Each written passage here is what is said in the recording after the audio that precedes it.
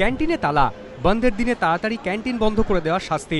অভিযোগের তীর স্থানীয় তৃণমূল নেতৃত্বের বিরুদ্ধে। তালা তরজা শুরু।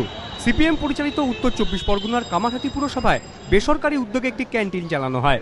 পুরসভার কর্মীদের পাশাপাশি বাইরের মানুষজন ওই ক্যান্টিনে খেতে আসেন। বৃহস্পতিবার বন্ধের দিন পুরসভায় কর্মী কম থাকলেও খোলা হয় ক্যান্টিন। ক্যান্টিন মালিক যমুনা সেনের দাবি, ক্রেতা কম থাকায় ওই দিন তাড়াতাড়ি ক্যান্টিন বন্ধ করে দেন তিনি। শুক্রবার সকালে এসে দেখেন তার তালার ওপর আরও একটি তালা লাগিয়ে দেওয়া হয়েছে। যমুনা দেবীর অভিযোগ, স্থানীয় তৃণমূল নেতারাই এই কাজ করেছেন।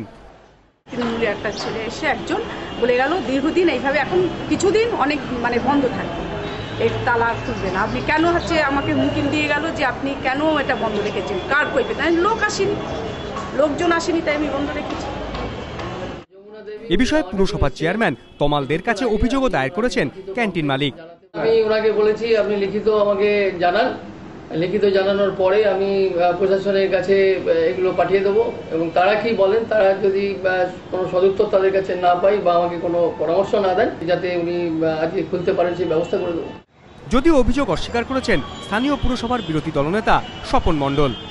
আমাদের বদনাম করার জন্য, আমাদের দলের বদনাম করার জন্য এই কাজটা করছে সিপিএম, রাতের অন্ধকারে করছে।